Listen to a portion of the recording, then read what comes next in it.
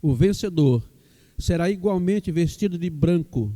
Jamais apagarei o seu nome do livro da vida, mas o reconhecerei diante de meu Pai e dos seus anjos.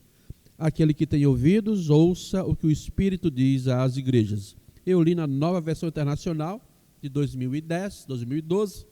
A sua tradução talvez tenha um ou outro termo diferente, mas são sinônimos e isso não nos causa nenhuma dificuldade. Muito bem, um pouquinho sobre histórico da cidade de Sardes, né? A parte de vídeo não vou passar porque é muito parecido com outros que nós já olhamos, então não achei necessário trazer para que nós olhemos. Se os irmãos quiserem, eu posso enviar um vídeo também com material para você ver hoje como é a cidade de Sardes na atualidade. Sardes foi uma cidade extremamente rica e deslumbrante. Sardes tinha uma riqueza muito grande em ouro e tinha uma característica muito especial.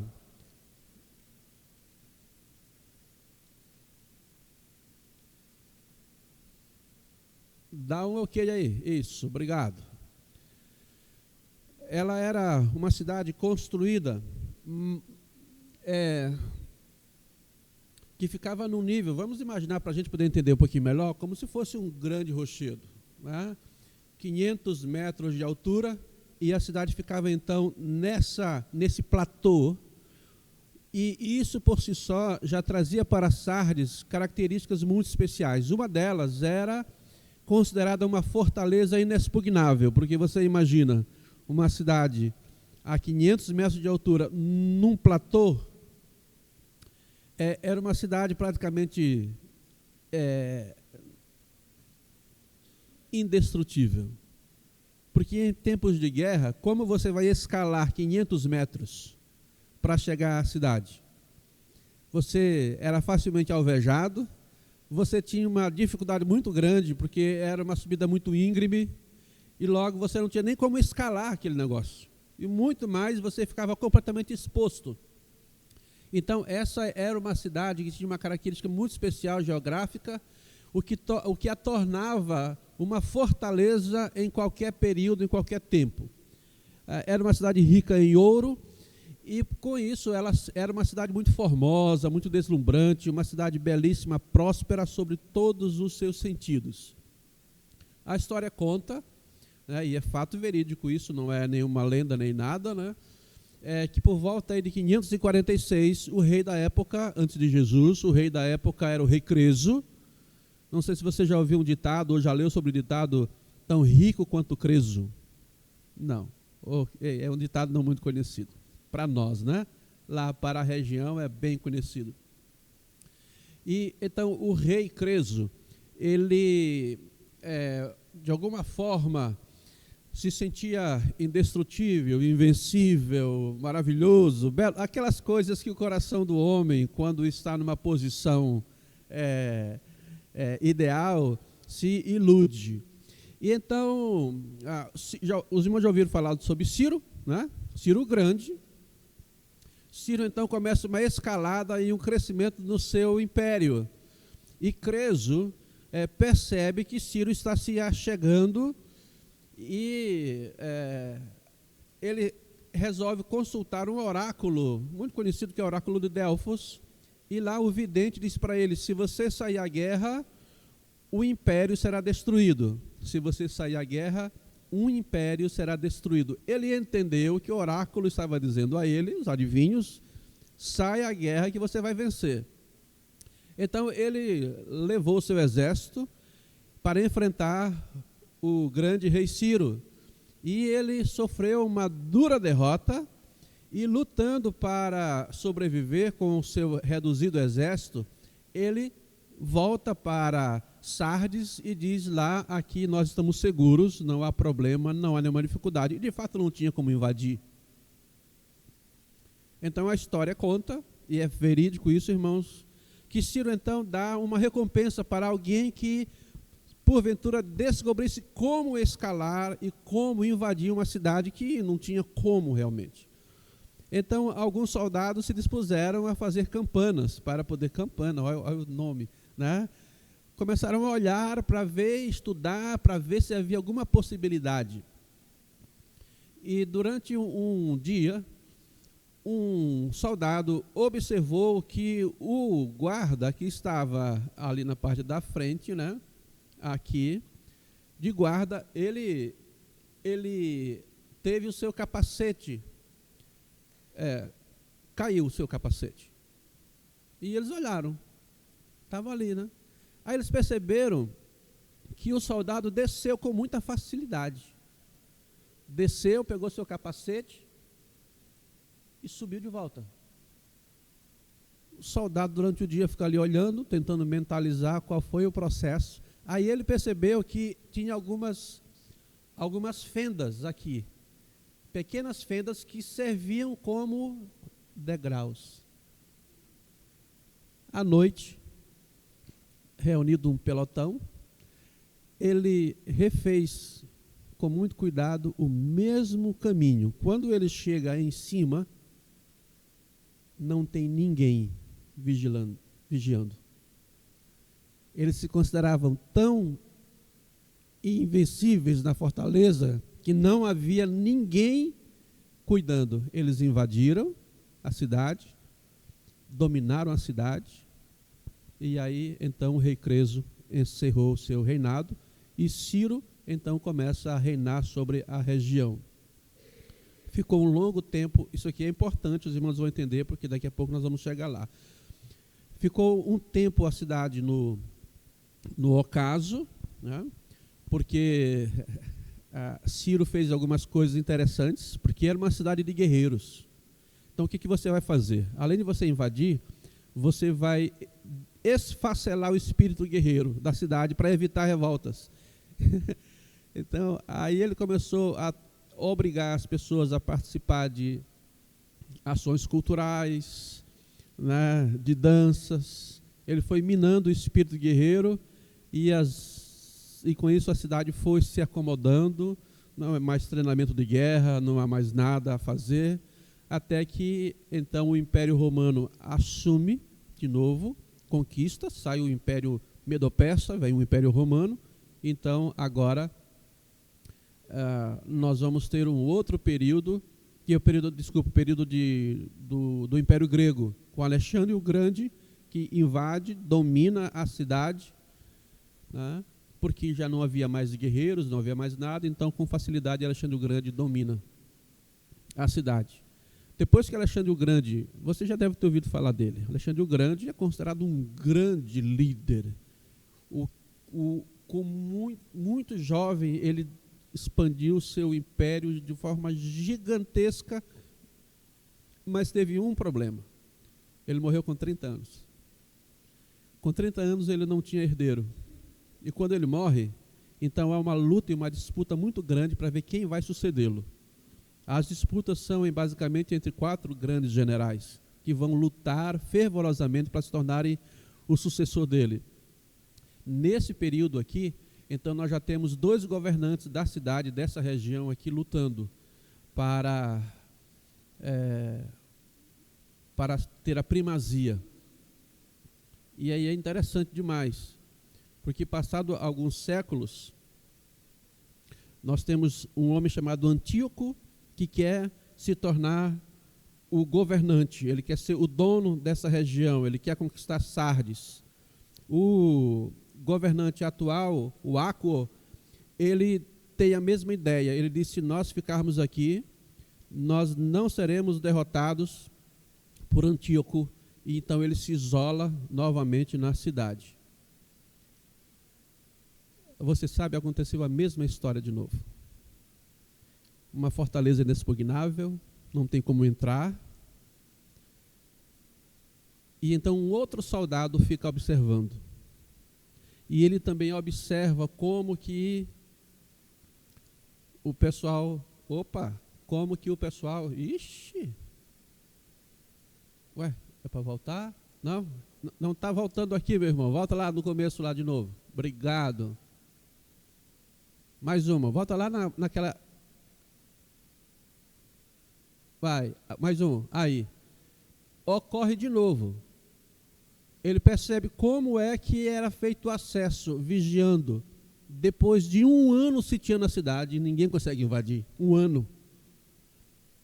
Ele observa o mesmo trajeto que um outro soldado fez. Então ele, de noite, leva o pelotão. Volta lá, meu irmão. Volta lá que eu não estou nem mexendo nesse trem aí. Está possuído esse negócio aí. Vamos orar para libertar esse controle. Oi? Não, volta lá para onde estava. Mas, aí, isso. Ele está aqui meio... Então acontece de novo o mesmo sistema. A cidade é invadida de noite. Quando chega de noite, quando eles estão subindo, eles percebem que não tem ninguém vigiando. Então a cidade novamente é conquistada e agora Antíoco vai ser o governante dela.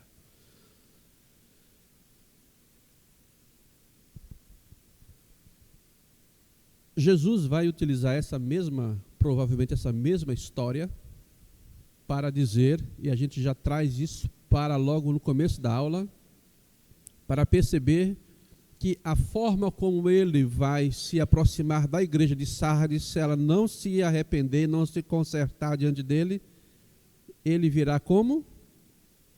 Como é que está no texto? Virei sobre ti como? Um ladrão, que horas? À noite. Eu virei sobre ti no momento em que ninguém está vigiando, ninguém está guardando, e virei como um assaltante. Olha a figura, né? Jesus trazendo a ideia de que ele virá como um ladrão. É porque o ladrão não avisa, ele não manda recado, ele não diz para ninguém, ó, se prepare, porque às 21 horas eu farei uma visita domiciliar à sua residência. Por favor, deixe tudo pronto, com quitutes, um banquete pronto, né? Porque eu estarei com você. Né? Não. Então, essa é a figura que é utilizado para introduzir a situação da igreja de Sardes. Era uma igreja completamente despreocupada, desprovida, e nós vamos olhar algumas características dela. E Jesus então diz, desde o começo, você fique atento, igreja, porque senão eu virei contra você dessa forma, e nós vamos então fazer os ajustes de conta. Tranquilo a introdução histórica, né? Porque aí só se alguém quiser fazer alguma pergunta e eu souber responder, é bem tranquilo. Não? Então, na época em que é escrito a carta, final do século I, Sardes era uma cidade já no seu ocaso. Né? Já não tinha mais aquela formosura, já não era mais uma cidade importante politicamente, não era mais uma cidade importante militarmente, era uma cidade comum. Né? O espírito de guerreiro havia sido mortificado e as pessoas foram se adaptando, apesar de continuarem sendo ricas, elas não mantiveram mais virtudes e qualidades que tinham antes. Uma sociedade corrupta, um centro de idolatria muito forte, a cidade se desfaleceu completamente no seu espírito e na sua vida moral, de toda forma. Então, aqui nós temos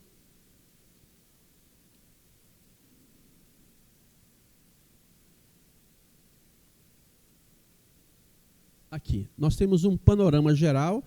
Eu sei que se você não conseguir ler, dá para ler alguma coisa? Isso vocês vão receber, tá? Então vocês podem em casa olhar com muito cuidado. Então nós temos aqui um pequeno resumo histórico de Sardes, a sua ilusão, uma fortaleza inexpugnável, o seu erro, não houve vigilância, e a sua queda tomada pelos persas e por Antíoco. Esse é um paralelo que nós temos com a igreja. Isso aqui é 5 séculos antes da carta ser escrita, mas é esse paralelo aqui. A ilusão era uma fortaleza inexpugnável, a ilusão da igreja. Se você olhar bem o texto, a igreja tinha uma reputação grande. Tens nome ou a tua fama é de que você está viva, né? Considerada viva e ativa aos seus próprios olhos. Se aqui o erro é a falta de vigilância, aqui na igreja o erro é o sono espiritual profundo. Era uma igreja que vivia, como nós dizemos hoje, no piloto automático, sem vitalidade real. E a queda aqui, ameaçada pela vinda repetida do Senhor como um ladrão de noite. Então esse é um paralelo extremamente importante, que nós vamos nos movimentar e fazermos esse estudo sempre nessa sequência aqui. Então não se preocupe, esse é o panorama. Agora a gente vai entrar no texto, tá bem? Vamos dar uma entrada no texto. Jesus se apresenta à igreja. Capítulo 3, o verso 1, Jesus se apresenta com duas características. Ele é aquele que tem os 7 Espíritos de Deus e também as 7 estrelas, tá bom? O que você acha? Por que é que Jesus se apresenta para a igreja como aquele que tem os 7 Espíritos de Deus? Porque para uma ele diz, eu sou aquele que tem os olhos como chama de fogo. Para outra igreja ele diz, eu tenho os pés de bronze polido. Para outra igreja ele diz, eu sou a... Aí ele vai se apresentando de acordo com a característica de cada igreja. Porque para Sardes, especificamente para essa igreja, ele se apresenta como aquele que tem os 7 Espíritos de Deus. O que é que você acha? Agora é o debate, irmãos. Me ajudem aí, por favor. O que é que você acha?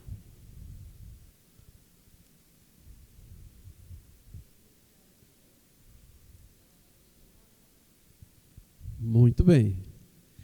Tu tens nome de que estás viva, mas tu estás morta. Então, quando Jesus vai se apresentar para a igreja, ele vai se apresentar como aquele que tem os 7 Espíritos. E aí nós já estudamos isso. Os 7 Espíritos significa a plenitude divina. Deus pleno. E em toda a palavra de Deus, Espírito é aquele que dá e que gera vida, né? Que gera a vida. Eu poderia ler muitas passagens bíblicas aqui, que nos fazem relembrar essa ideia de que é o Espírito que dá a vida, mas talvez o texto mais conhecido seja o texto de Ezequiel 37. Para quem já leu o Velho Testamento, né? Você tem lá na visão que Deus deu ao profeta Ezequiel, ele olha e tem um vale cheio de ossos secos na visão dele. E aí Deus diz para ele fazer o quê? Profetiza sobre esses ossos. E aí então ele diz, eu profetizei sobre eles e o Espírito veio sobre eles. E aqueles ossos se tornaram de novo cheios de tendões, carnes, e teve vida. Então, esse é um texto que eu vou lembrar em função do tempo, mas vai estar aqui outros também, que você pode ler em casa. Mas a ideia de que o Espírito é aquele que tem o poder para trazer vida a quem está morto. É o mesmo princípio da conversão a Jesus, né? É o mesmo princípio.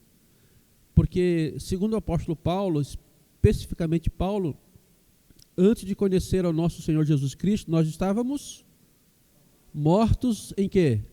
Nos nossos delitos e nos nossos pecados. Mas vindo Cristo, Ele nos vivificou, nos deu vida, nos fez viver aos olhos de Deus.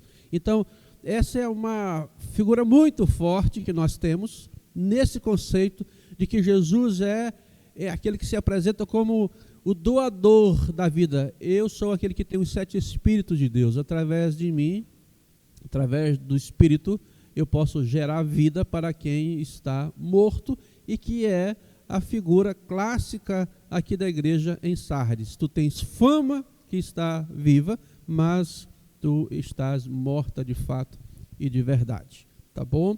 Então, Jesus em João 6,63 diz, o Espírito de Deus é quem dá a vida. É Ele que pega alguém morto espiritualmente e lhe concede a vida plena. Perguntas, colocações, ajuda na aula. Vamos embora lá? Os irmãos são muito quietinhos. Eu falo sempre, eu elogio muito vocês. Vocês são maravilhosos. Vocês não apertam, não me apertam, não me perguntam nada. E eu fico tão contente com isso, né? Porque aí eu não demonstro a minha ignorância acerca de muitas coisas que eu não sei que vocês não perguntam, né? Na formatura eu vou dar para vocês 7 estrelas, né? Plenitude de conhecimento para vocês. Né? Oi.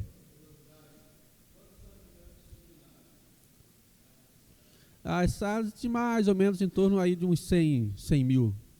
100 mil.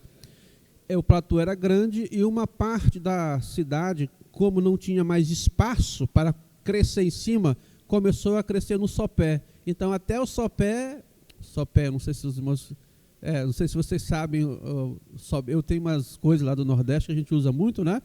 A parte mais de baixo, então foi construída, habitada. Ali não era problema, ali poderia ser facilmente dominada. O problema era, em época de guerra, eu subia e puf, lá em cima, tudo tranquilo.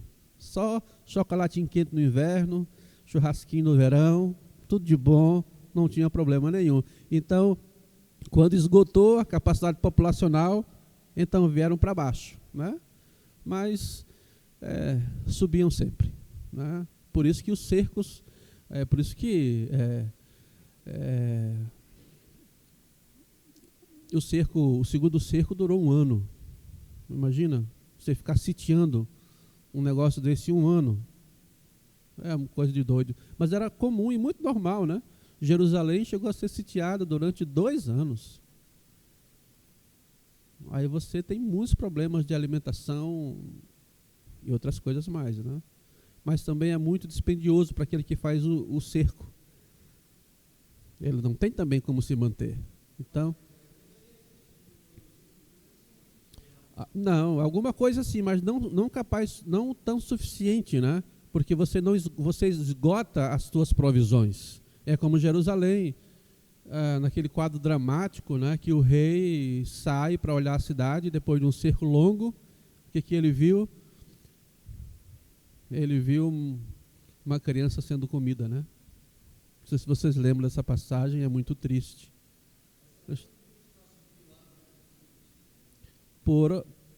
Pelos lugares conhecidos, né? Eles conheciam como subir e como descer. Né? Segredo de Estado, né? Né? Segredo de Estado. Muito bem.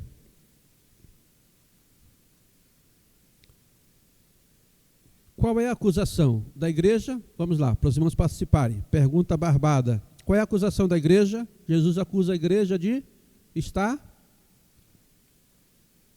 morta, né? Está morta. Era uma igreja literalmente de fachada. Quando você olha para o texto, aparece, por exemplo, alguma coisa sobre perseguição da igreja no texto? Aparece? A igreja está sendo perseguida no texto que a gente leu? Não. Tem algum problema, por exemplo, que tinha Tiatira, uma falsa profetisa? Tem problema de ensino herético na igreja? Também não tem.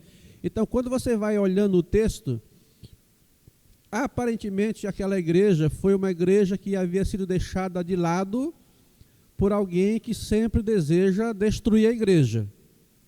Você não tem ataques satânicos naquela igreja. Você não tem doutrina falsa, você não tem perseguição de judeus, perseguição do império. Você tem uma igreja que simplesmente ela foi, vamos usar uma palavra assim, ela foi deixada de lado até por Satanás. Não é? Foi deixada. Satanás não queria mexer naquilo lá. Para que ele vai mexer numa coisa que ele não precisa se incomodar? Se já tivesse feito serviço, ele fez antes, mas agora está tudo tranquila. Então, essa é uma igreja que a gente chamaria hoje de uma igreja com o cristianismo nominal, né? Que antigamente a gente chamava muito isso, com todo o cuidado, se dizia muito que havia os católicos nominais, né?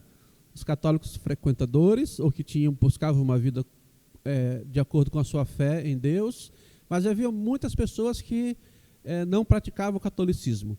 Com o crescimento da igreja, eu estou falando aqui no Brasil, com o crescimento da igreja no Brasil, que nós temos hoje também muitos chamados cristãos nominais. Eles se identificam como cristão ou como crente, não sei qual é o termo que é, ou como evangélico, não importa qual é o termo, mas ele não desenvolve a sua vida, ele não tem nenhum comprometimento com aquilo que ele diz que ele crê. Ele vive à margem da sua chamada para ser um seguidor e um discípulo de Jesus Cristo. Então, a igreja em Sardes já estava nessa relação aqui. O seu autoconceito, eles eram falsamente satisfeitos, falsamente devotos e falsamente ativos. Jesus chega a dizer que eles frequentavam o templo, que eles cumpriam uma agenda de templo, que eles trabalhavam e faziam ações, atividades como verdadeiros cristãos. Eles tinham ali um ativismo dentro da igreja, porque Jesus não os acusa de uma outra forma, mas Jesus diz que no autoconceito deles, apesar deles fazerem as coisas, eles não têm vida em si mesmos, e eles viviam em perfeita paz com o Império Romano e com a cultura e com as trevas. Essa era uma relação do cristianismo nominal de Sardes. Tá? Então aqui nós temos, no conceito de falsamente satisfeito, falsamente devoto e altamente ativos, a realidade deles era: vocês estão mortos. Jesus diz que eles faziam coisas, mas viviam como que no piloto automático, perderam a verdadeira essência da vida. E em relação ao mundo, em paz com o Império Romano, com a cultura pagã da época e com a corrupção da época, Jesus disse para a igreja: vocês estão desconectados. Vocês não incomodam ninguém. Vocês não têm nem oposição, nem do império, nem da sociedade, nem de Satanás. Vocês estão completamente desconectados daquilo que realmente é o conceito de uma igreja. Essa é a acusação que Jesus trouxe.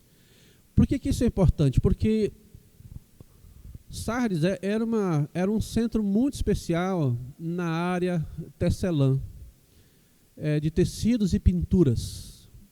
Então, quando Jesus traz essa ideia de algo aparente, algo falso, ele certamente está focando essa relação de tinturaria, a capacidade de você modificar ou mascarar a realidade daquilo que um tecido foi, né?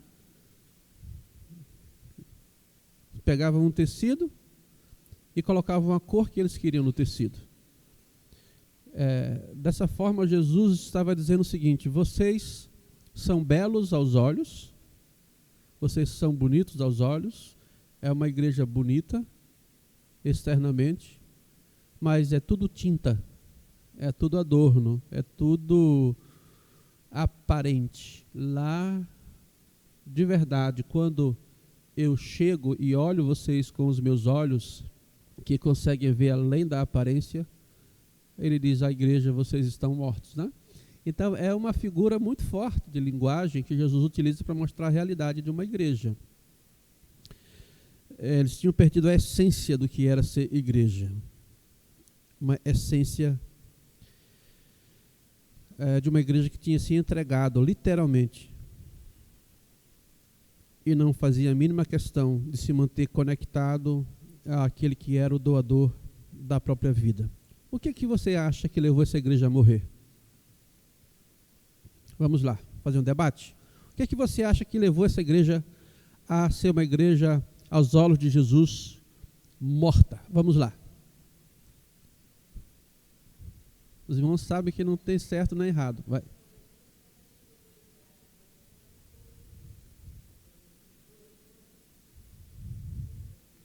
Sim, era uma igreja que tinha um nome.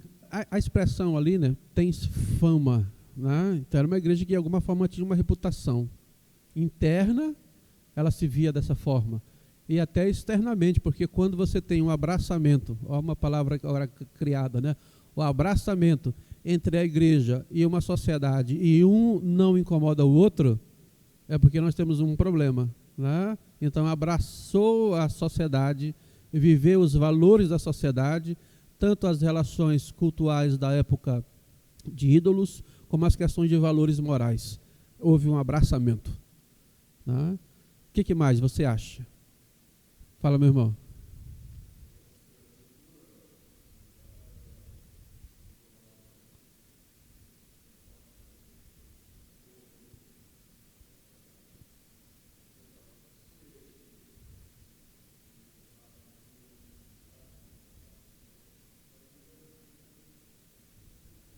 Uhum.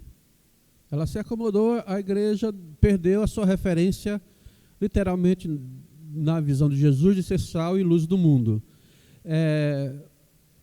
Na verdade, quando a gente fala sobre isso, historicamente, a igreja sempre tem que apresentar uma contracultura, né?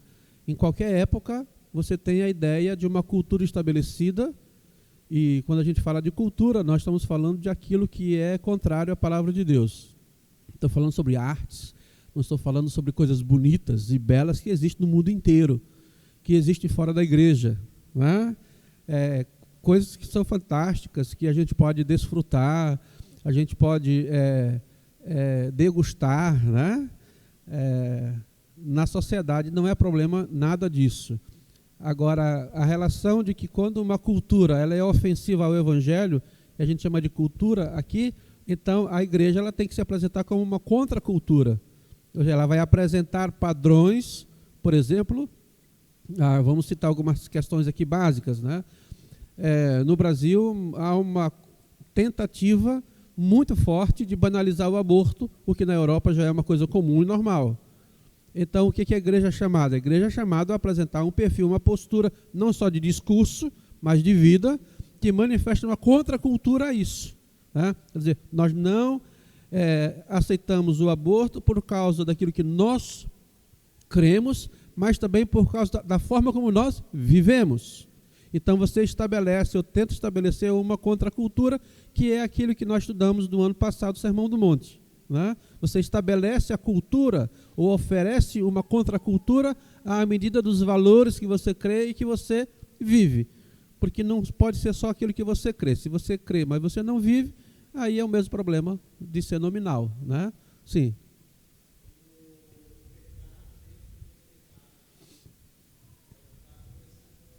Uhum.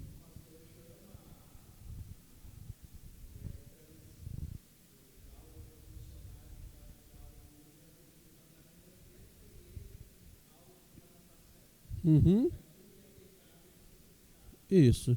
Uma outra questão, por exemplo, óbvio que quando a gente fala sobre isso, a gente reconhece o direito civis de todas as pessoas, né? Não há sociedade, não há cidadãos numa sociedade de segunda categoria, né? Não é porque alguém escolhe, por exemplo, ser um homossexual que ele é de uma categoria inferior. Ele tem o mesmo valor, ele tem a mesma dignidade, ele tem todos os seus direitos, todos os seus deveres, como qualquer um de nós, sem nenhuma dificuldade, né? A gente só precisa dizer que nós não concordamos, aí é diferente. E não o menosprezo, não o achincalhamento, não o tentar reduzir o indivíduo, né, a uma categoria pré-humana ou não digna. Isso para nós não faz nenhum sentido como cristãos verdadeiros. Não concordamos. Temos o direito de não concordar, mas é somente isso, né? Somente isso. Eu ia falar sobre uma outra coisa, mas, por exemplo, a contracultura, a valorização da família, né? A valorização da família, a valorização de duas pessoas quando são cristãs, que elas vivem em família, lutam pela sua família, lutam pelo seu casamento, Isso também é uma coisa que dentro das igrejas hoje já é uma coisa que já está muito desfacelada, né? Nós nunca tivemos tanto divórcio entre crentes quanto agora. Né?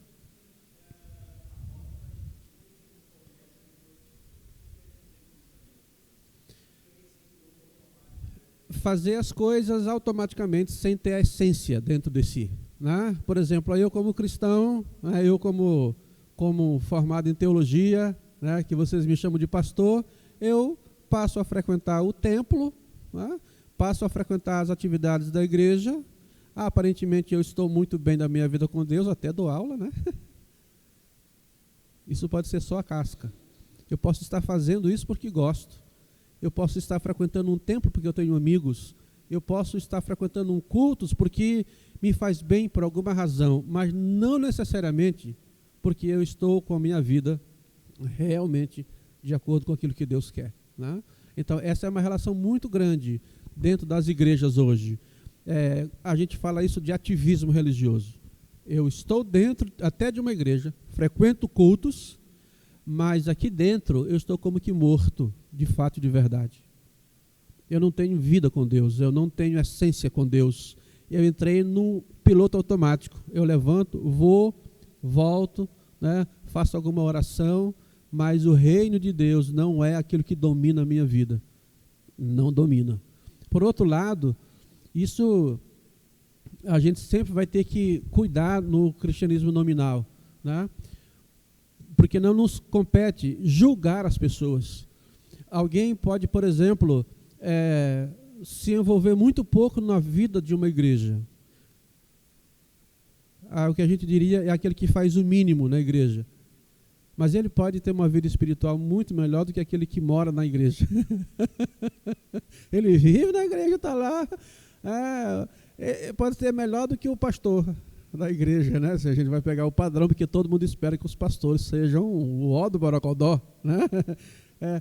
A realidade é que Jesus olha muito o interior. Agora, é lógico que aquele que está com uma vida abundante, ele também transborda isso. Ele também está no meio de uma comunidade, ele também interage, ele tem uma vida correta.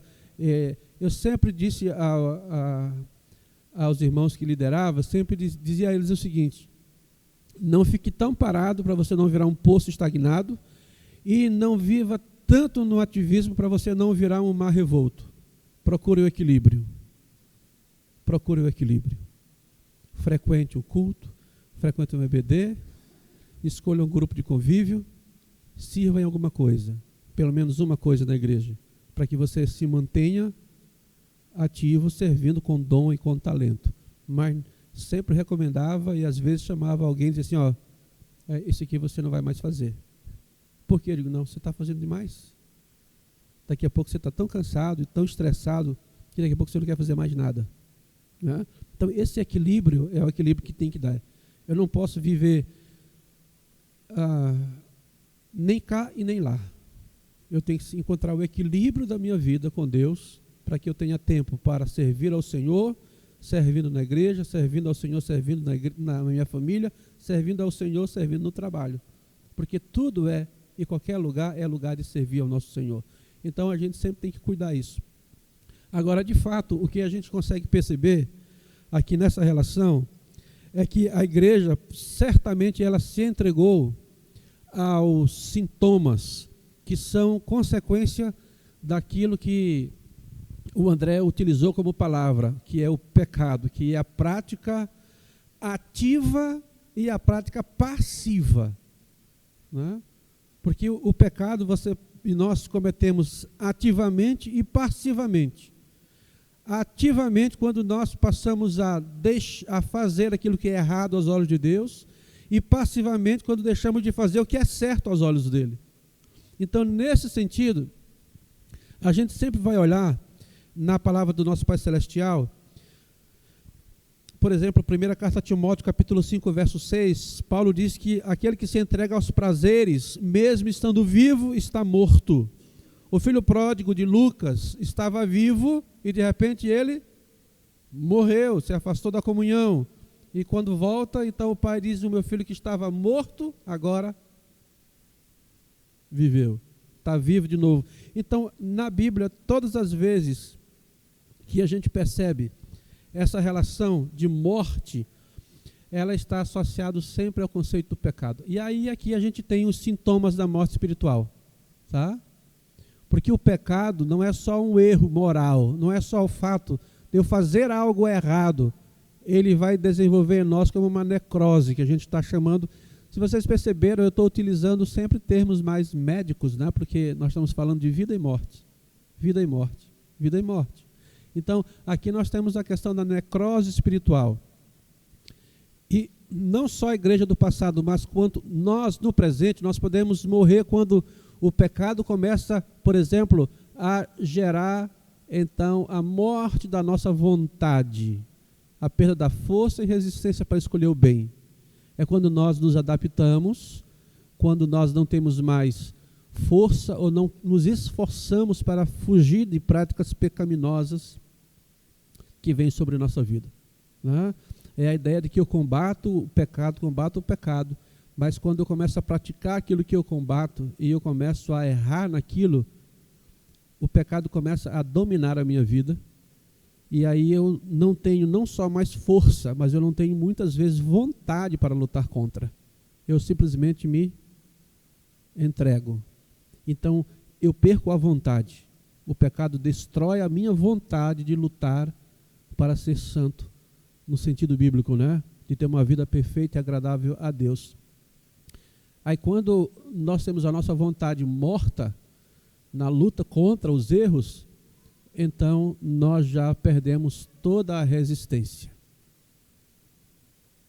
Às vezes, levamos um tempo até que nós sejamos confrontados, nos arrependamos e fazemos o caminho de volta. Mas aquele que se entregou a uma prática errada aos olhos de Deus, ele vai viver a morte da sua vontade pessoal. Ele vai viver a morte dos seus sentimentos. A apatia absoluta pelas coisas de Deus. Aquilo que lhe causava tristeza, pela prática deixa de causar tristeza. Né? Fez, se entristeceu demais, aí deixou de fazer, fez de novo, se entristeceu demais, aí se continua fazendo, não há mais tristeza. Há simplesmente uma acomodação com o erro. Não é? Então não há mais aquilo que a Bíblia chama de tristeza que gera arrependimento. O máximo que vai gerar é uma tristeza que gera remorso, mas não o abandono da prática. Davi, por exemplo, é um caso clássico disso, né? Se entregou no adultério e não teve mais vontade de abandonar o seu adultério. Os seus sentimentos literalmente morreram, até que Deus chama ele pelo profeta Natan. Aí ele se arrepende. Porque o pecado é assim, depois que se instala, ele vai comendo a gente por dentro, vai nos destruindo lentamente por dentro, nós vamos morrendo por dentro, né? Isso em qualquer área da vida, não importa qual seja a área. E então a morte da beleza, porque o pecado nos faz ver a vida de forma diferente, pelo olhar diferente, né? Os nossos olhos perdem a capacidade de apreciar o que é belo, o que é justo, o que é santo. Então há uma morte da forma como nós olhamos as coisas, né? Então essa é a ideia da igreja de Sardes. Ela foi sofrendo uma morte espiritual gradativa. Morreu a sua vontade de ser, aos olhos de Deus, aos olhos de Jesus, uma igreja agradável. Se entregou aos costumes pagãos da época, se entregou aos costumes pecaminosos da cultura da época. Se porventura se entristeceu, depois isso aqui foi sendo adaptado à sua realidade, depois deixou de ver o mundo como o mundo era, a vida como a vida era, e então ela morre espiritualmente. Sim, querida. E quando a gente junta tudo isso, irmãos, a gente percebe, por exemplo, Vamos pegar aqui, de vez em quando eu trago esse exemplo. Vamos pegar a igreja da Europa, né, que literalmente é uma igreja morta. Tem um remanescente fiel lá, mas é uma igreja que morreu. Morreu. A Europa era uma potência da vida cristã, né? Era berço, e foi berço dos reformadores, berço das grandes viagens missionárias, dos grandes missionários, né? O que aconteceu com a igreja da Europa é basicamente isso. Foi uma igreja que foi morrendo aos poucos, morreu na relação, por exemplo, da vontade, da perda da resistência, da força da resistência para escolher entre o bem e o mal. Eles começaram a olhar a vida de uma outra forma e então os valores da sociedade passaram a ser os valores dela. Por quê? Porque eles começaram a olhar para a Bíblia, acho que eu falei isso domingo passado, começaram a olhar para a Bíblia e começaram a escolher o que era útil para eles da Bíblia e o que não era mais útil, né? Eles tiraram, por exemplo, os conceitos sobrenaturais da Bíblia. A Bíblia passou a ser quase um mito, né? Quase uma história moral para que eles pudessem viver bem moralmente, mas não mais associaram a relação da Bíblia com a vida espiritual com Deus. Então eles começaram a dizer, não, Jesus não fez milagre, ele não transformou água em vinho, ele não curou o leproso, ele não andou sobre as águas. Isso significa dizer que quando você está passando por dificuldades, Deus pode pegar você e ajudar você a atravessar os mares da dificuldade, mas é só uma lição, é só um exemplo, é uma história moral de que Deus sempre caminha com você em tempos bons e ruins, mas Jesus não andou sobre as águas. Então começou a desmistificar toda a relação sobrenatural de Deus, da autoridade da sua palavra. Aí eles começaram a escolher algumas questões para eles. Hoje, a igreja na Europa praticamente está morta, tem um remanescente fiel, mas se você vai perceber, quer ver um exemplo clássico? Na Suécia, né? na Suíça. Você vai para a Suíça, a igreja oficial da Suíça é luteranismo. Mas você sabe que os pastores lá, a maioria deles nem crentes são? E vários deles se declaram ateus? Porque a igreja é estatal, é uma questão cultural. Logo, é a religião oficial do país, mas ela está tão morta, que até os líderes, a maioria deles se declaram ateus. Entendeu? Então, esse é um problema muito grande. Assim aqui como no país, nosso país, muitas igrejas que existem, elas também estão mortas, né? Mortas porque elas não conseguem mais lidar com esse conceito de viver o reino de Deus, mas de viver a sua vida como igreja somente, ou como lutando pelas suas tradições, pela sua cultura local da própria igreja, abraçam as práticas pecaminosas e as consideram como normais, sem problema nenhum, sem nenhuma dificuldade, né? E aqui no nosso país mesmo, muitas igrejas, como eu falei domingo passado, elas são como igrejas de Tiatira, né? Com doutrinas completamente falsas, erradas, que não fazem o mínimo fundamento para o reino do nosso Senhor. Tá bom? Então, nós temos essa relação aqui. Aqui, uma patologia, ou a doença, né? Então, uma igreja assim, ela perde a vitalidade. Ela deixa de ser consciência profética, como nós chamamos na Bíblia, para a sua comunidade, para a cidade. O que uma igreja morta fala para a sua sociedade? Nada. Não vai falar nada. Não vai ser um João Batista, né? Que tem uma voz profética contra rei. Ela não tem o que falar. Ela perdeu a sua vitalidade, perdeu a sua voz.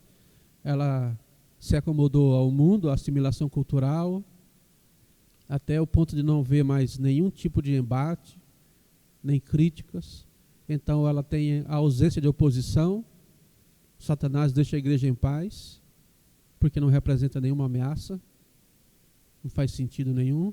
Sono profundo, por isso que Jesus disse, Fique atento, seja vigilante, monte guarda, né? E ali a frase que resume tudo isso: onde reina a morte pelo pecado, não há morte pelo martírio, que é o que acontecia com Esmirna, que é o que acontecia com outras igrejas, que resistiam e viviam uma vida agradável a Deus e por isso se expunham à perseguição, né? Se expunham à perseguição da época. E assim como outros tantos irmãos hoje, no mundo inteiro também são perseguidos, em alguns lugares morrem, porque eles não se adaptam a uma falsa paz, a uma aparente paz, a uma aparente satisfação.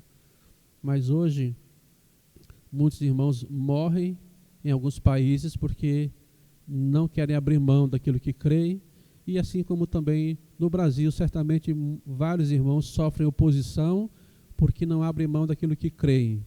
São pessoas que, porque são sal e são luz no nosso país, aqui na nossa cidade, elas sofrem também, não perseguição de morte, mas sofrem discriminação, sofrem maledicência, sofrem acusações, sofrem tramas, né, nas suas profissões, nos seus trabalhos, ou na escola, ou não importa onde na sua família mesmo, né, sofrendo acusações, difamações, rótulos de fanatismo, rótulos de fundamentalista, rótulos de não sei o quê, porque elas não se adaptam àquilo que é contrário à palavra de Deus. Obviamente que as perseguições no nosso país aqui não são iguais na África, nos países asiáticos, é diferente. Mas todo aquele que vive uma vida realmente coerente com a sua fé, ele enfrenta alguma oposição, né? Ele vai enfrentar alguma oposição. Seja maledicência, seja tentativa de fazer a pessoa tropeçar e cair, seja, não importa, né? Porque quando você se coloca como alguém que defende não o que você crê, mas o que a Bíblia ensina, faz diferença. Porque eu posso crer de forma errada, né? Então a questão não é o que eu creio, é se o que eu creio está de acordo com o que Deus ensina. Aí então a situação fica diferente, tá? Então, por exemplo, se eu me posiciono contra um aborto no lugar onde eu trabalho, certamente vai ter pessoas que vão, se não forem equilibradas para discutir isso de uma forma coerente, vão virar os olhos contra mim, contra você. Se você disser que, por exemplo, não, o casamento ele a princípio ele é para ser para a vida toda e o divórcio vem como consequência do pecado, mas todo cristão deveria lutar e morrer para manter o seu casamento? Não, isso aí é bobagem, isso aí é coisa de igreja, isso aí é coisa de fanático, né? Não, eu faço questão, numa conversa sobre finanças, não, eu faço questão de que alguém diga assim, não, as igrejas são tudo ladrona, que é só o dinheiro, ou eu me omito, ou eu digo não. De fato, tem igrejas que são igrejas que vivem de comércio da fé, mas há igrejas que são sérias. E se você participa de uma igreja séria, eu posso dizer, não, mas eu participo de uma igreja que é séria, que é uma igreja que é coerente, que é correta. Aí alguém vai dizer, lá vem tu com a tua conversa. É assim, irmãos, que funciona. Quando a gente se posiciona de uma forma não agressiva, mas de uma forma a defender o que se crê da Bíblia, você sempre vai ter possibilidade de ter confrontos, né? Confrontos. E aí você precisa e eu precisamos saber responder com mansidão, com graça, com uma palavra temperada, como diz o apóstolo Paulo. Esse é o ponto do equilíbrio. E não entrar numa discussão pela discussão para ganhar uma discussão, né? Agora também, se nós não nos posicionarmos, nós somos mais um, que não vai fazer nenhuma diferença, né? De tal forma que as pessoas olham para mim, elas nem sabem nem no que eu acredito. E eu lido isso seguido, praticamente toda semana. Eu tenho que saber até onde eu posso ir, onde eu trabalho. Eu estou lá, por exemplo, com uma encrenca, com uma senhora muito querida, muito querida. Ela, todos os meses, leva um anel para consertar lá, com a minha esposa. Porque ela acredita que aquele anel protege ela. E a próxima vez que eu estiver por lá e que ela levar aquele anel, eu já estou proposto. Eu vou entrar numa encrenca desgranida com ela. Né? Encrenca que eu vou dizer com todo cuidado, com todo amor cristão. Né? Eu vou chamá-la para crer. Se ela aparecer quando tiver ninguém lá, eu vou conversar com ela um pouquinho. Né? Mas ela tem um fervor naquele anel que, se você imaginar, meu Deus, não tem mais nem o que arrumar naquele anel. Mas não tem mais nem o que fazer naquele bendito anel. Mas é a vida dela. Então eu vou pedir para ela me contar a história daquele bendito anel. Né? E tem outros que às vezes entram lá e a gente leva meia hora conversando sobre as coisas mais absurdas, e você tem que saber lidar e tem que saber tentar testemunhar a sua fé de uma forma a você não ser arrogante, não ser prepotente, não ser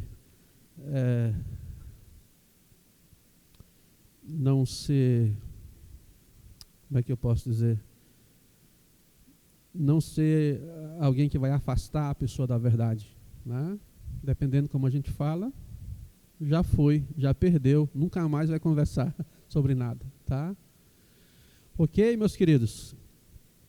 Deixa eu ver aqui, 11:07.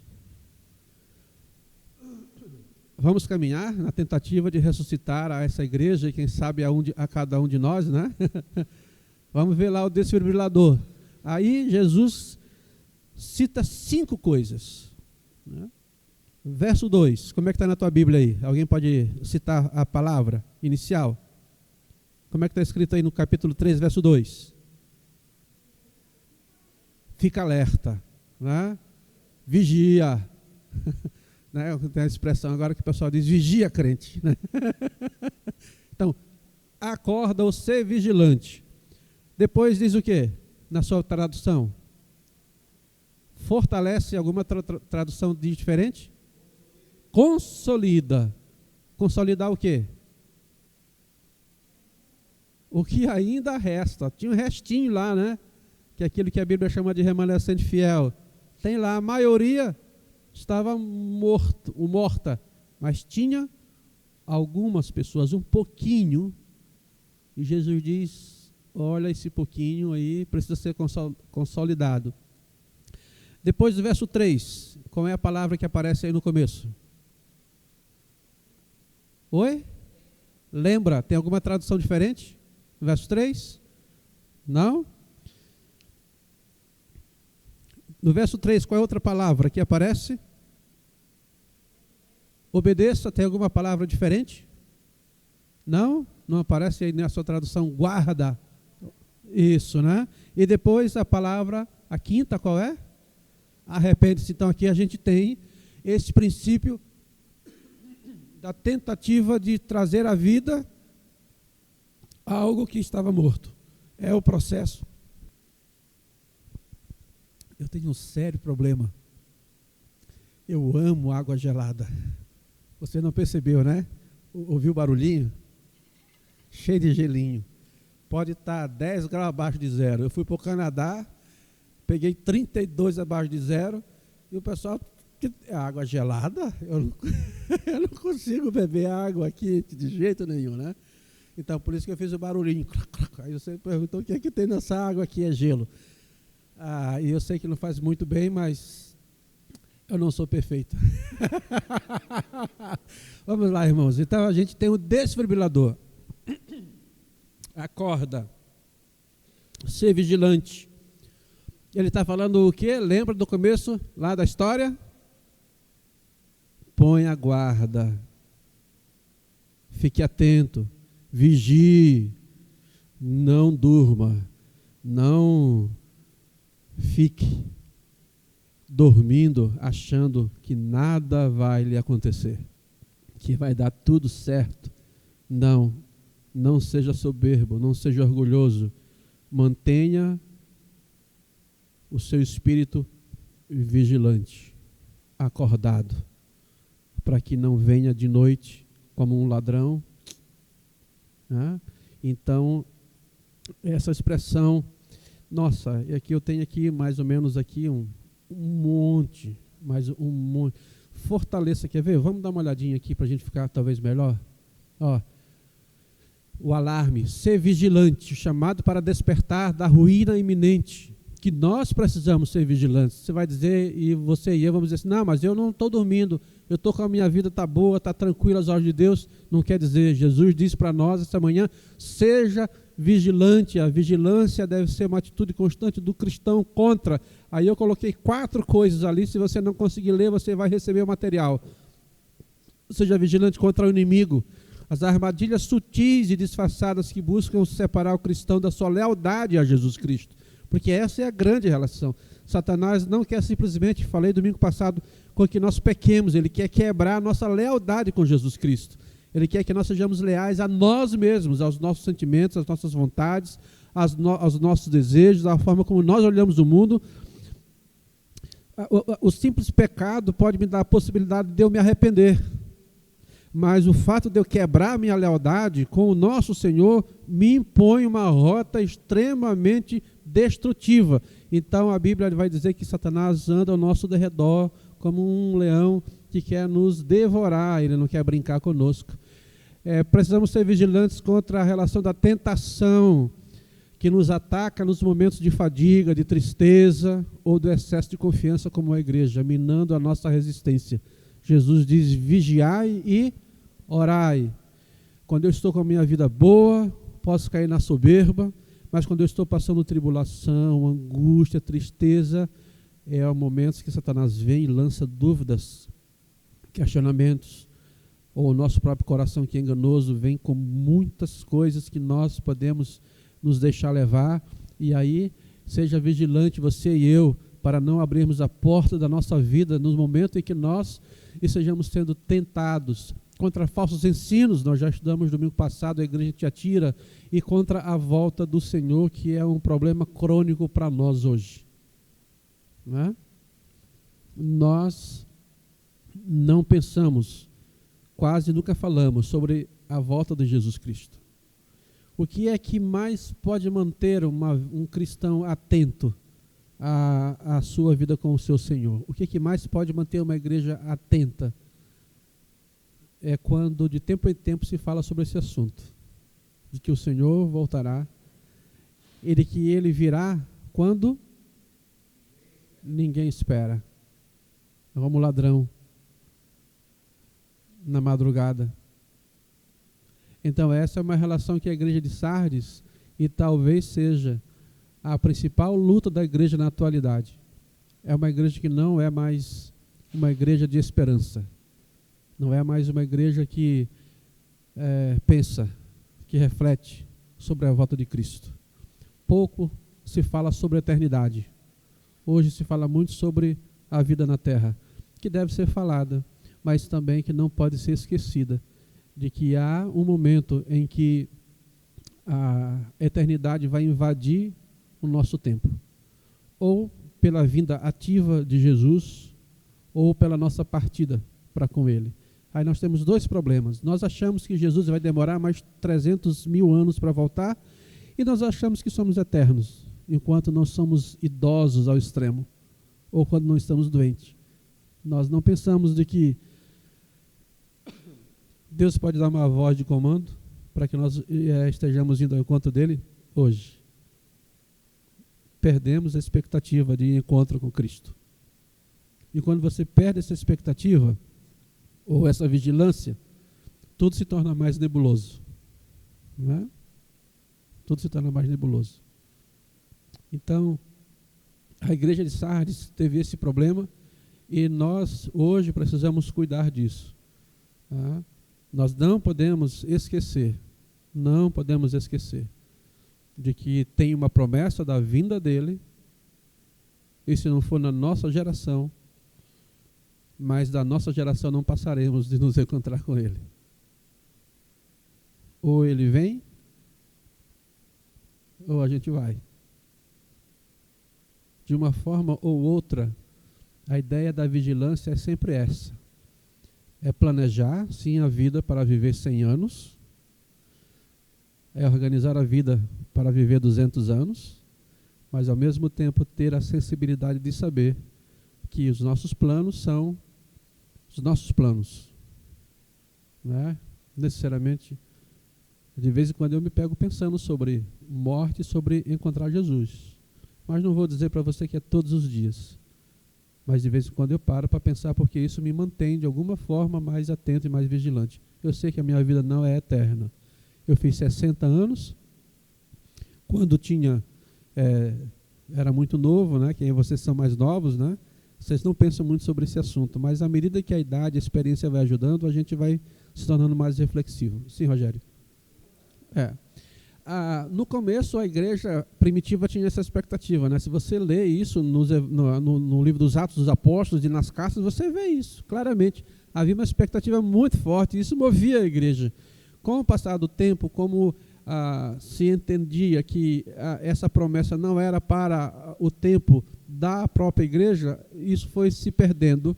E hoje, para a igreja atual, essa relação ela é uma relação muito, muito, muito distante. Isso causa problemas, porque vivemos de uma forma tal que não temos expectativa sobre a possibilidade de Jesus voltar, ou sempre planejamos viver muito mais do que nós, às vezes, imaginamos que seja possível. Tá bem? Então, esse é o passo 1, ser vigilante, ponha vigilância sobre você e sobre a minha vida. Eu preciso realmente cuidar, preciso vigiar. Falei domingo passado, uma casa não cai de fora para dentro. Cupim come, uma árvore morre por dentro, pela sua raiz. Ela não morre porque alguém a cortou pela metade. Ela vai continuar existindo e vai dar crescimento, mas derruba-se uma árvore pela raiz. Então a gente precisa cuidar o nosso coração, sondar o nosso coração constantemente. Como diz o salmista, vê se em mim há caminhos errados, caminhos ruins. Me corrija, Senhor, sonda o meu coração, examina, vê com sinceridade como é que nós estamos. Então precisamos de vigilância. Vigilância sobre a nossa vida espiritual, vigilância sobre a nossa vida emocional, vigilância sobre a nossa vida familiar, ver como vivo no trabalho, ser atento o tempo inteiro, porque Satanás, ele não ruge. A ideia do leão, é que eu não tenho muito tempo para explicar isso aqui, irmãos. Satanás anda como um leão, né? Quando a gente pensa em leão, a gente pensa em quê? Oi? Um rugido, né? Leão, quando ataca, ele não ruge. Ele se esgueira, né? Você já viu aqueles programas que eu gosto de assistir, documentários de caça? Você abaixa. Você fica lá, nem percebe, ele vai lá, ó, devagarzinho. Então acha que ele vai rugir, vai espantar? Então a ideia que a gente pensa de Satanás é alguém rugindo, vou pegar você. Não, ele não faz nada. É bem quietinho, bem quietinho. É assim que funciona a vida espiritual. Aí se a gente não está atento, a gente dá de cara com ele. Aí dê de cara com um leão, o que você vai fazer? Você só diz, Senhor, recebe o teu servo, a tua serva. Recebe o Espírito. Só isso que dá para fazer, né? Então a gente precisa estar atento e vigilante o tempo inteiro. Tá? Segundo passo. Essa aula eu faço questão de terminar domingo que vem, tá? Eu não vou atropelar ela, tá bom? Consolida o resto. A triagem. Consolida o que está mas não morreu ainda. Consolida o que está para morrer. Mas ali ainda bate alguma coisa. Tem ainda um coração diástole e sístole, batendo e se contraindo. O médico vai lá, põe o estetoscópio lá, ainda está vivo. O coraçãozinho está fraquinho, mas tem vida. Vamos trabalhar nele. É isso que Jesus faz, né? Nessa relação com a igreja, com você e comigo. Então a gente tem aqui a relação da triagem. Quando você entra na emergência, né? Você tem um processo. Aqui Jesus faz a mesma coisa, diagnóstico legal. Qual que é o diagnóstico? Quando a gente entra nessa rota com Jesus, ele vai dar um diagnóstico para os que estão mortos e para aqueles que estão ainda próximos, ele vai dizer: eu não tenho achado íntegra as suas obras.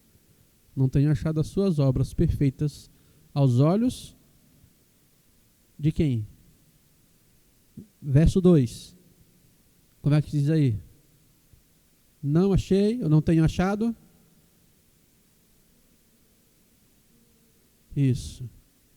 Não é diante de mim, não é diante dos outros, é diante do meu Deus. Aí ele vem fazer esse diagnóstico, que é um chamado imediato para aquele que ainda está vivo dentro de uma igreja que está morta. Ele vai trazer o outro conceito de consolidação, que é a missão. A igreja precisa ficar alerta, ela precisa se alimentar da Escritura Sagrada, precisa ser cheia do ensino da palavra do nosso Pai Celestial para manter-se a si mesma viva e, ao mesmo tempo, se mantendo viva, ela pode ser uma atalaia para dentro e para fora, né? Nos dois sentidos. Para a igreja que está, para aqueles que estão dentro do contexto da igreja, que estão quase morrendo, a missão da atalaia é: arrependa-se. Para quem está fora, que não conhece o Evangelho, a mensagem do atalaia é: arrependa-se. O arrependimento é uma mensagem sempre para a igreja e para a sociedade sem Deus. Não tem nenhuma outra mensagem que não seja iniciada por essa vertente. Jesus, quando inicia a sua primeira pregação, ele fala sobre o quê? Sua primeira pregação. Ele diz assim: arrependa-se e leia a Bíblia, viu? A primeira pregação de Jesus é: arrependei-vos, porque o reino de Deus chegou, está próximo. Que era o que João Batista pregava, né? Arrependei-vos, arrependei-vos, fazei caminhos retos, porque o rei está vindo. E você precisa arrumar sua vinda, porque o rei está vindo. Jesus estava chegando. João Batista sai, chega Jesus, e a primeira mensagem dele é: arrependei-vos. Quando Jesus ressuscita e chama e tem a sua igreja ali para pregar, a primeira pregação é do apóstolo Pedro. Qual é a mensagem de Pedro? Qual é a mensagem dele, o conteúdo principal? Arrependei-vos. Isso. O que é que vamos fazer, irmãos? Eles perguntam. E Pedro diz: arrependei-vos.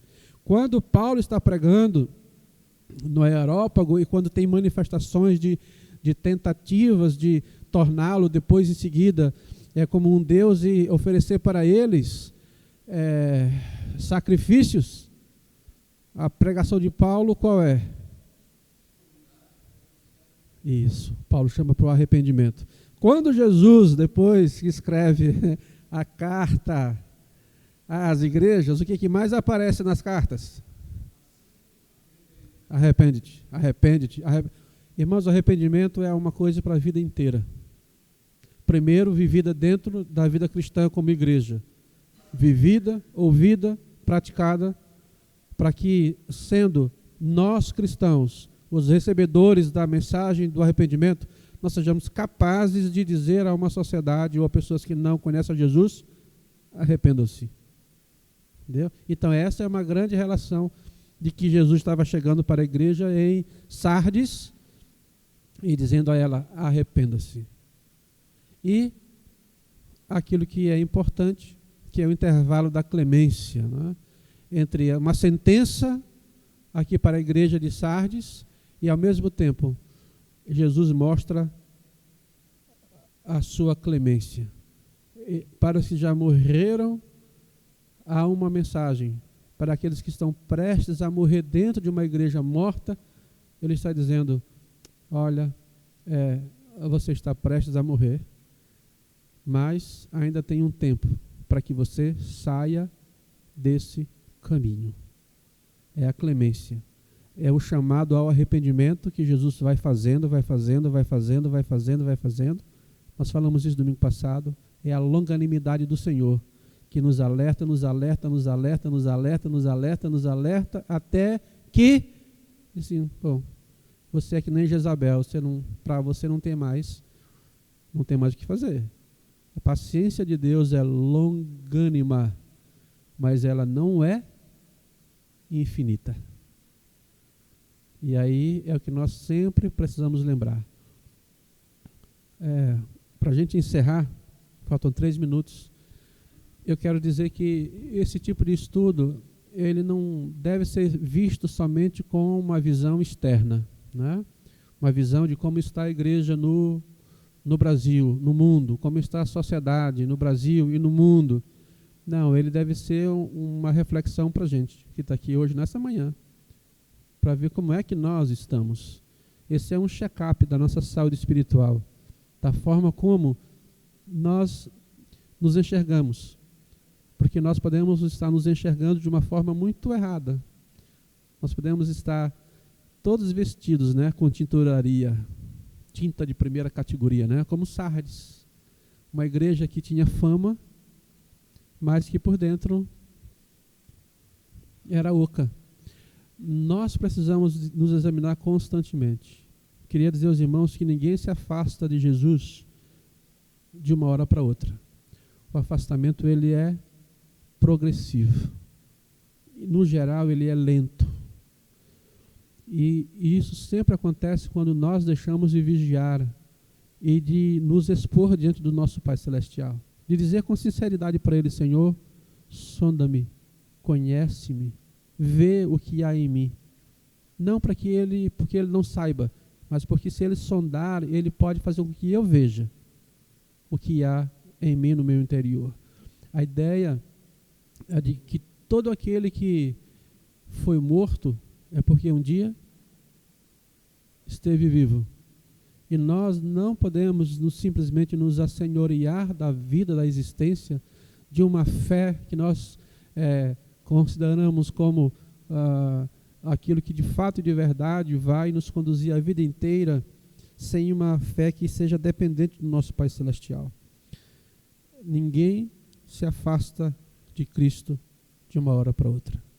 É processo. É processo.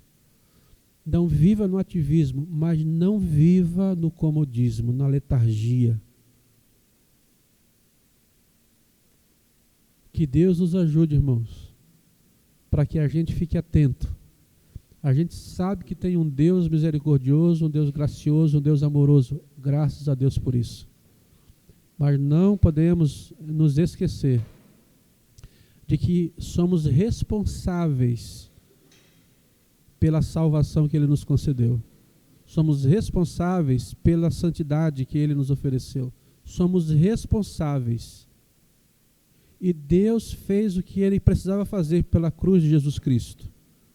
Atua em nós pelo seu Espírito, mas é nossa responsabilidade, diz o apóstolo Pedro, desenvolver a salvação, desenvolver a nossa relação com Deus.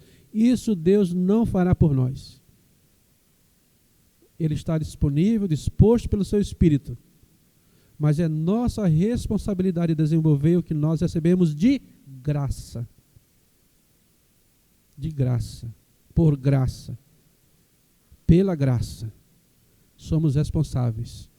Somos nós que devemos, diante de Deus, vigiar o nosso coração para ver se não há em nós engano, se não há em nós maquiagem excessiva, se não há necessidade de sermos lavados inicialmente. Como agora os homens agora já fazem isso, né? Mas as mulheres se enchem de maquiagem, né? No final do dia, o que é que elas têm que fazer?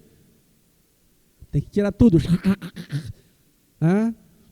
Que Deus nos ajude a sempre, sempre e sempre nós estarmos de cara limpa com o nosso Senhor e podermos nos abrir para que Ele nos mostre sempre o que somos, para que fiquemos vigilantes.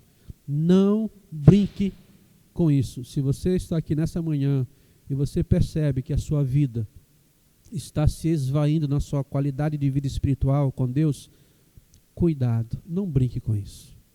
Não brinque. Não diga assim, não, mês que vem eu me arrumo. Não, mais para frente.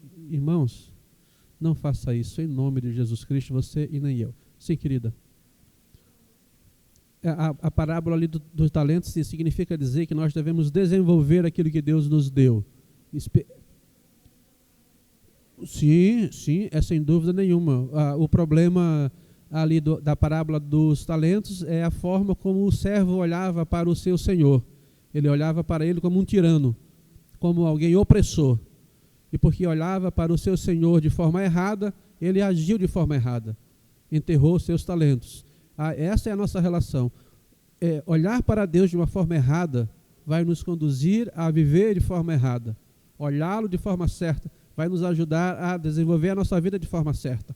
A forma como você e eu olhamos para Deus vai definir como nós vamos viver, né? Então, por isso que o ensino do Evangelho é algo sempre muito precioso e necessário para manter o nosso coração aquecido pelo Evangelho de Jesus Cristo. Tá bom? Vamos orar? Pai, obrigado pela manhã que nós ficamos aqui. Queremos, Senhor, agora com sinceridade de coração, nessa primeira parte da aula, pedir que o Senhor sonde o nosso coração, que o Senhor veja como estamos vivendo e caminhando contigo, quais são as nossas fraquezas, Senhor, que Tu nos traga com clareza e nos revele a cada uma delas, para que possamos também colocar vigia, colocarmos, Senhor, a nossa atenção e buscarmos viver de uma forma a combater pelo Teu Espírito Santo as fraquezas que há em nossa vida. E naquilo, Pai, que nós estamos bem, ajuda-nos pelo mesmo Espírito a não nos orgulharmos de nós mesmos, Senhor, a não nos julgarmos melhores do que somos e melhores do que os outros. Mas nos conceda um espírito de sabedoria, um espírito, Senhor, de humildade, para percebermos a necessidade de desenvolvermos a nossa vida com o Senhor na Tua dependência sobre a ação do Espírito Santo que nos gera vida e nos mantém vivos, Senhor. Muito obrigado, nos abençoe em nome de Jesus Cristo. Amém. Meus queridos, muito obrigado pela sua presença. Domingo que vem vamos terminar esta lição aqui, que ainda temos bastante coisa para falar sobre elas.